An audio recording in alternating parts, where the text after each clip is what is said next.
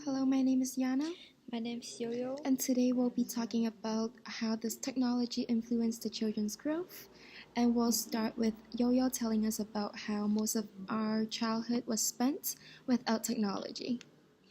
Yep, in the later 1900s, the technology was not very advanced. There were no smartphone, no iPad, no computer games to play. But we had a lot of friends and a lot of childhood games to play, such as the eagle and the chickens, jump numbers, jump the electricity robber, jump rope, and ride a bike. When talking about ride a bike, I still remember the first time that I ride a bike. My bike has two wheels, one front wheel and one back wheel. And my mother just stand behind me, pushed me to ride the bike.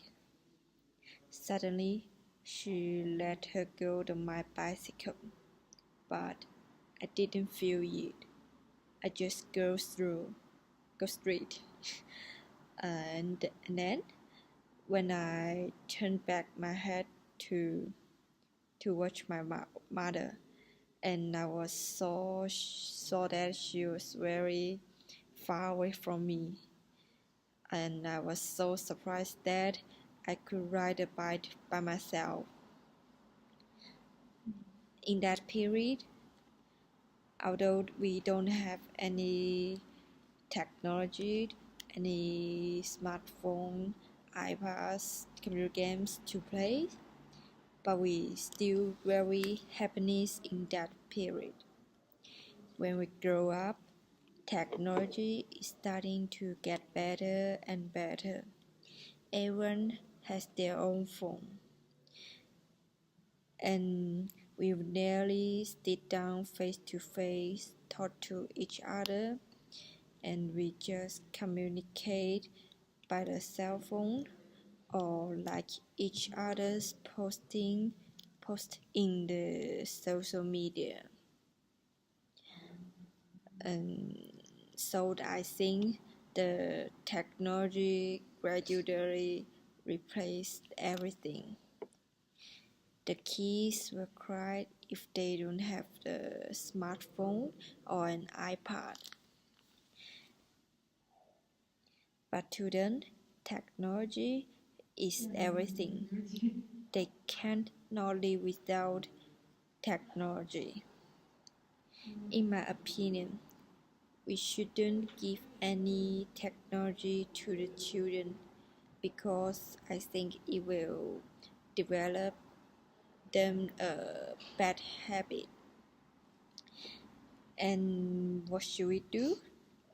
We should pay more attention to their interest and hobby, and we should support them and let them grow and get fun in their interest and hobby. When I was young, my mother forced me to learn piano. Actually, I didn't like the piano at all. I didn't understand why my mother forced me to learn the piano. So I really hate my mother at that time. She will get angry if I don't have the piano lessons. But when I grow up, I gradually understand that how important it is to be a talented girl. I started to fall in love with music and playing the piano, even thanking my mother to forcing me to learn the piano.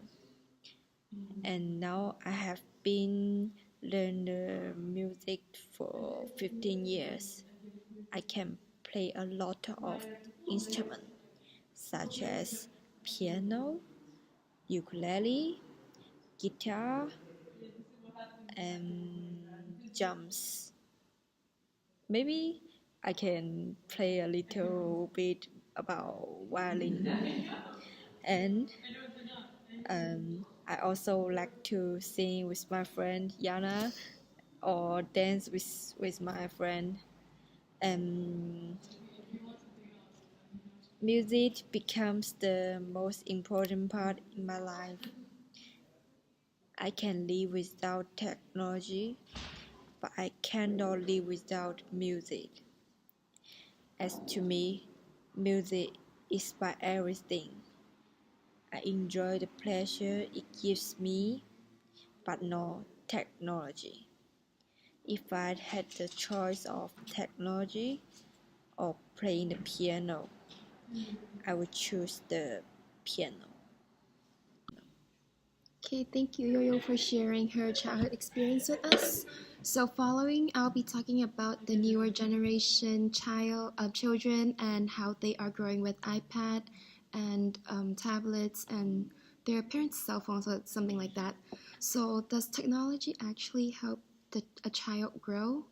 So, there are many good points, but there are also many bad side influence that should not be in the part of a child's growth. So I'll start with the good points. So iPad, tablet, I'm saying it from the American perspective because that's what I see in the American kids, especially around me, my cousins, my family, friends, kids. And at such a young age, all of them would be holding an iPad, and what they usually do with it is watch the YouTube channel. So YouTube, it is a very good way for kids to learn the language at a very young age. Before they even go to preschool, kids will be able to learn the ABC song, the numbers song, and just some lullabies that they usually learn in preschool, but they get a head start of it. So that is a very good thing about having technology for the kid to learn in the education part. And also with the tablet from Android or also like iPad, the App Store, they always have apps created just for kids. For example, they have apps for kids to recognize the ABC letters or even how to write the letters in the right order, the right stroke, and then to recognize the numbers and just some simple games. And these does help kids a lot in learning quickly and developing their brain in the education way. However, from what I see through my cousins, because I am the oldest of my generation in my family, and I pretty much saw my five younger cousins grew from their mother's womb until to how they are right now. So their ages ranging from the youngest, he's around like 4 years old, to the oldest that he is around 12, 13 years old, so in the middle school. So I'll start with my oldest cousin.